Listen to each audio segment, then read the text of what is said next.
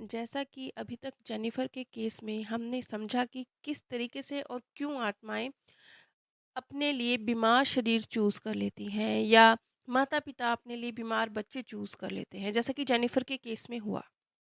जैसे कि जेनिफर का बेटा रॉय, जो कि पास्ट बर्थ में एक बहुत स्वस्थ, बहुत बुद्धिमान साइंटिस्ट, उन चीज़ों को करने का अवसर पाएगा, उन चीज़ों को करने के लिए अपना फ़ोकस।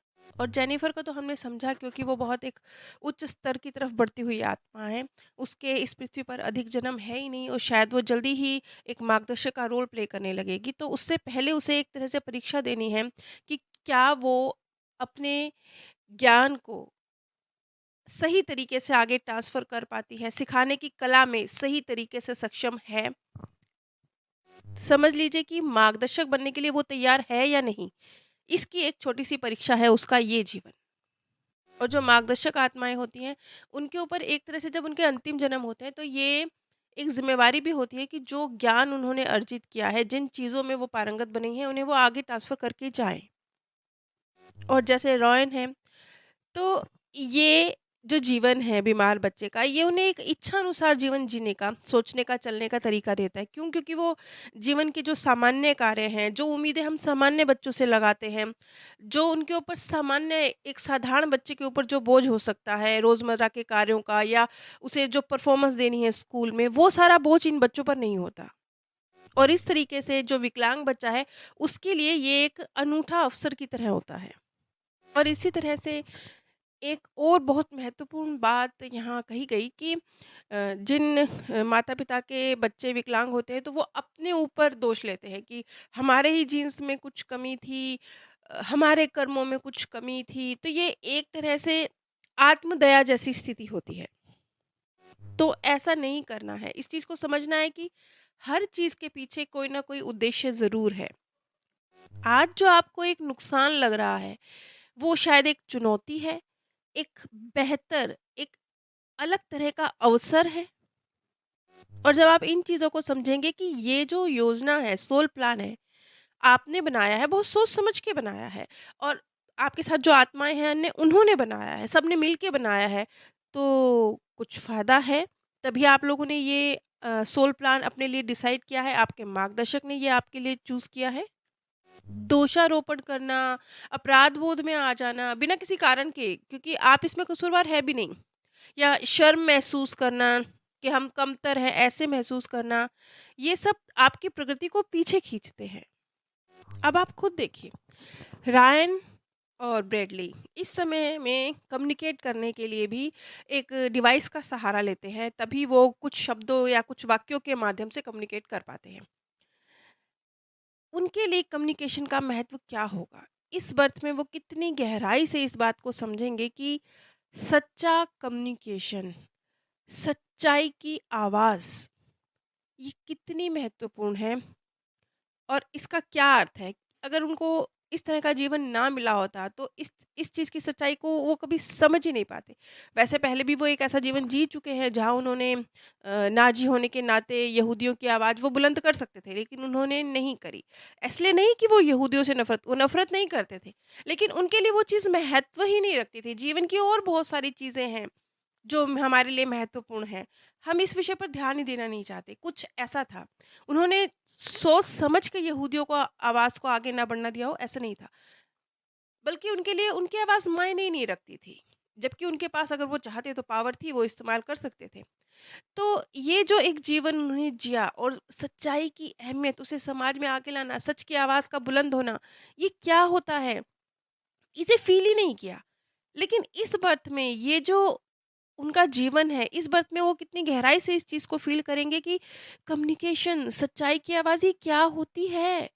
एक आप किसी तक अपना भाव, अपनी इच्छा, अपने शब्द पहुँचा पा रहे हैं, ये क्या होता है? और इस तरह के जो बच्चे होते हैं, ये जैसे-जैसे ग्रो करते हैं, ये एक अलग तरीके से, क्योंकि जैसे कि मैंने कई बार कहा कि कुदरत कभी भी किसी को निर्गुण बनाकर इस धरती पर भेजती ही नहीं है। कभी नहीं, कोई नहीं। सब में कोई ना कोई गुण किसी न किसी रूप में ज़रूर विद्यमान होता है, सिर्फ़ उसको निखार के बाहर निकालने की ज़रूरत होती है। जैसे जेनिफर का मामला है, जेनिफर के तो ख़ैर बहुत सारी अलग वजह भी रही, लेकिन जेनिफर ने भी बहुत सारे आज़ाद जीवन जिए। आज़ाद जीवन मतलब बहुत, कोई रिस्पॉन्सिबिलिटी नहीं लेना चाहा, कोई ज़िम्मेवारी नहीं लेना चाहा, एक स्वच्छंद जीवन बिल्कुल। लेकिन एक बात यहाँ पे महत्वपूर्ण है कि जब आप बिल्कुल आज़ाद जीवन जीते हैं ना, तो बहुत सारी चीज़ें जो किसी प्रेशर में ही आप सीख सकते हैं, उनसे आप वंचित हो जाते हैं। जैसे कि अ, मान लीजिए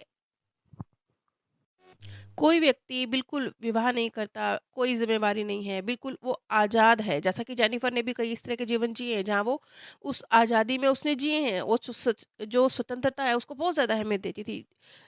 तो परिवार के साथ रहकर जो आपने ग्रो करना है, जो एक-दूसरे को समझना है, जो ज़िम्मेवारियाँ लेनी है, वो वाले जो लेसन हैं उनमें आप फ़ेल हो जाते हैं।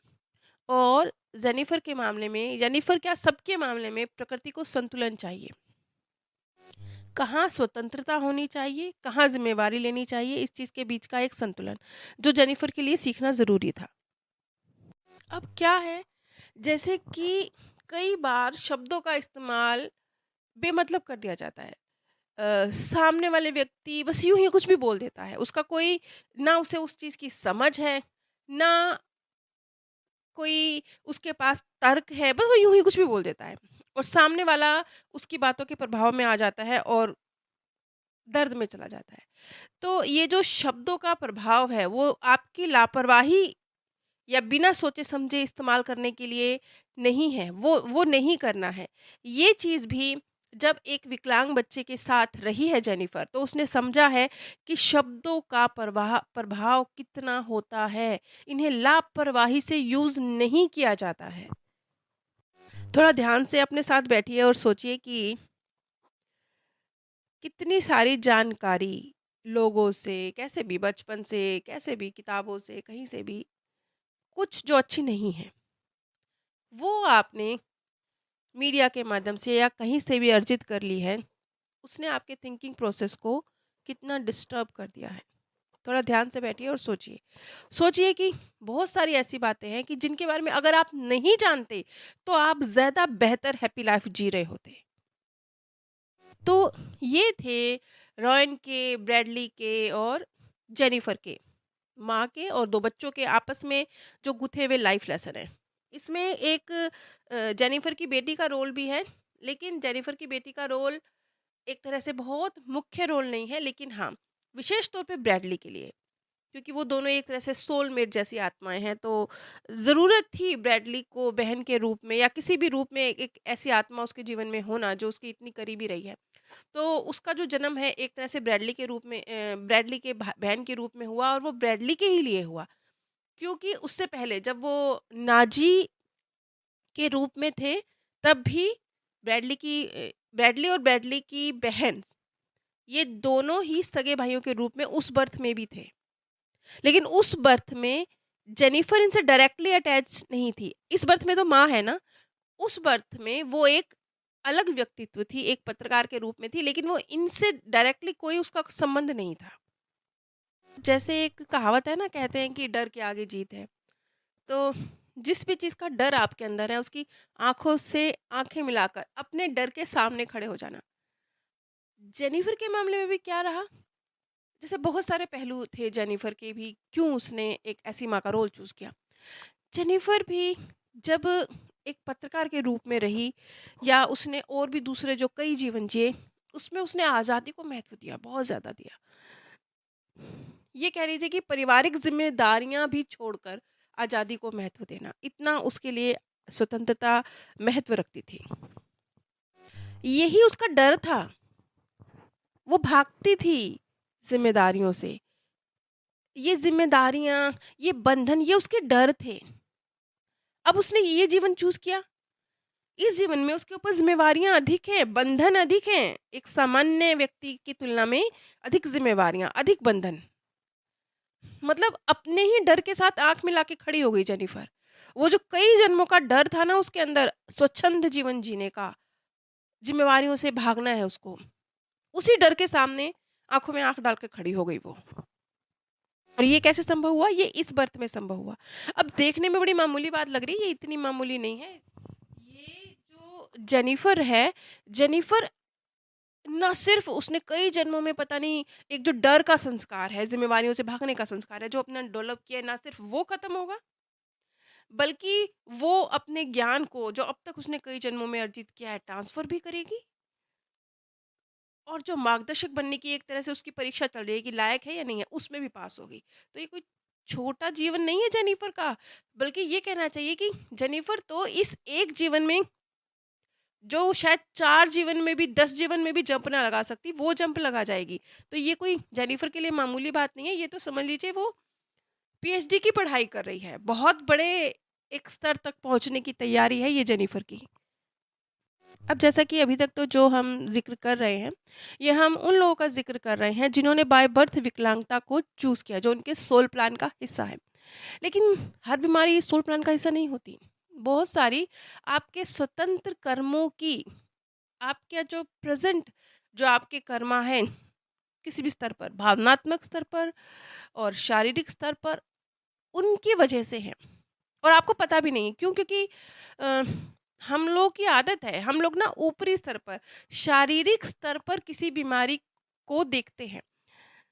जब वो शरीर पर आ जाती है, तब हमें नज़र आती है। लेकिन उससे पहले वो आपके सूक्ष्म शरीर में आती है, आपके विचारों के थ्रू प्रकट होना शुरू होती है, तब हम उन्हें देखते ही नहीं हैं, तब हमें वो समझ ही नहीं आती। लेकिन अगर कहीं हम ये काबिलियत अपने अंदर डेवलप कर लें कि इससे पहले कि बीमारी फिज़िकली आपके सामने आए, आपको अपने शरीर पर नज़र आनी शुरू हो, उससे पहले जब वो मन के स्तर पर स्टार्ट हो रही है, तभी उसे समझ लीजिए, तभी उसे ठीक कर लीजिए, तभी उस पे कंट्रोल कर लीजिए। ठीक है, ये एक बहुत गहरी समझ है, इतनी गहरी समझ है। और मतलब जब आप इस तरीके से अपनी भावनाओं पर काम करना शुरू करेंगे ना, तो एक तो शारीरिक बीमारी आने से पहले रुकेगी। दूसरा, जो मन के स्तर पर बीमारी आती है ना, जो मतलब मन जब बीमार होता है, तो आपके जीवन से हैप्पीनेस चली जाती है। वहाँ पर ये चीज़ खत्म होगी, क्यों? क्योंकि आप भावनाओं के स्तर पर ही अपनी बीमारी को समझ लेंगे। तो इसी तरह से एक पास्ट लाइफ थेरेपिस्ट हैं और साइकोलॉजिस्ट है जिनका नाम है लुइस अल्हे, और इन्होंने एक बुक लिखी है, you can heal your life.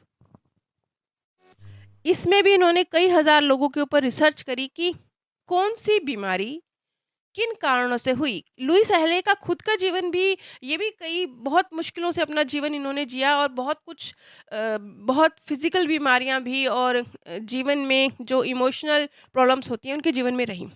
लेकिन कुछ एक चंद एक का मैं यहाँ पे ज़िक्र कर रही हूँ, जो आपकी भावनाओं से रिलेटेड हैं बीमारियाँ। और अगर आप अपनी भावनाओं को ठीक करते हैं, मैं बहुत कम शब्दों में यहाँ पे ज़िक्र कर रही हूँ, अन्यथा इसके लिए तो मुझे कई वीडियोज़ बनानी पड़ेंगी अगर मैं डिटेल में ज़िक्र करूँगी। जैसे कि कोई समस्या है, पेट दर्द की समस्या है, पेट में मरोड़ होते हैं, पेट में दर्द होता है, तो इसकी वजह किसी चीज़ का भय, किसी चीज़ का डर हो सकता है, कुछ है जिसे आप होने से रोक रहे हैं। अब ये तो आपको अपने अंदर तलाशना है कि किस चीज़ का भय है, क्या है जिसके हो जाने से आप डरते हैं। और एक नई विचार प्रक्रिया कि मैं जीवन की प्रक्रिया जैसी चल रही है उसमें विश्वास रखता हूँ, मैं सुरक्षित हूँ, भगवान का जो मेरे लिए डिसाइड किया हुआ लक्ष्य है, जो घटनाक्रम घट रहे हैं वो मुझे मेरे लक्ष्य की तरफ ले जा रहे हैं। जब आप इस नई विचार प्रक्रिया को अपने जीवन में जगह देते हैं, तो पेट में दर्द जैसी जो समस्या होती है, जो जो इनडायरेक्टली भावनात्मक रूप से भय से जुड़ी हुई है, आपको पता भी नहीं है, वो खत्म होती है। अब जैसे कुछ लोगों के जीवन में छोटी या बड़ी मामूली किसी भी तरह की दुर्घटनाएं घटती रहती हैं, तो इसका भावनात्मक स्तर पे जो कारण होता है कि जब आप कुछ घट रहा है लेकिन उसके खिलाफ बोलने में असमर्थ है, आपके अधिकारी हैं उनके खिलाफ विद्रोह नहीं कर पा रहे हैं, लेकिन आप वजह कोई भी हो, मतलब आप में क्षमता नहीं है करने की, लेकिन आप अंदरूनी तौर पर हिंसा में विश्वास रखते हैं। किसी भी वजह से व्यक्ति सामने वाला ज़्यादा पावरफुल है या आप उससे डरते हैं, इसलिए आप विद्रोह नहीं कर पा रहे हैं।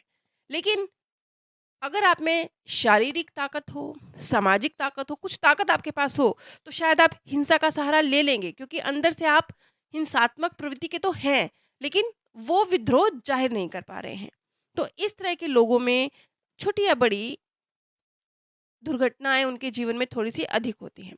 और एक नई विचार प्रक्रिया है कि मैं इसे उत्पन्न करने वाले अपने विचारों को छोड़ता हूँ। मतलब हिंसात्मक प्रवृत्ति वाले अपने किसी भी तरह के विचार को छोड़ता हूँ। मैं बिल्कुल शांत हूँ और मैं महत्वपूर्ण हूँ।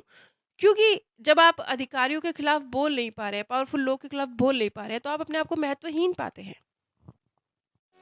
लेकिन जब आप अपने आप को ये एक नई विचार प्रक्रिया अपने अंदर डेवलप करते हैं कि नहीं, मैं महत्वपूर्ण हूँ, मैं शांत हूँ।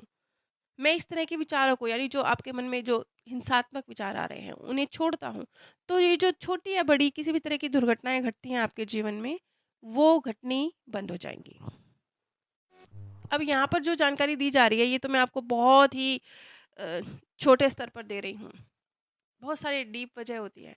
कुछ आपके कार्मिक अकाउंट होते हैं, आपके स्वतंत्र कर्म है, आपका सोचने का तरीका है, आपकी भावनाएँ हैं, बहुत, बहुत, बहुत कुछ है।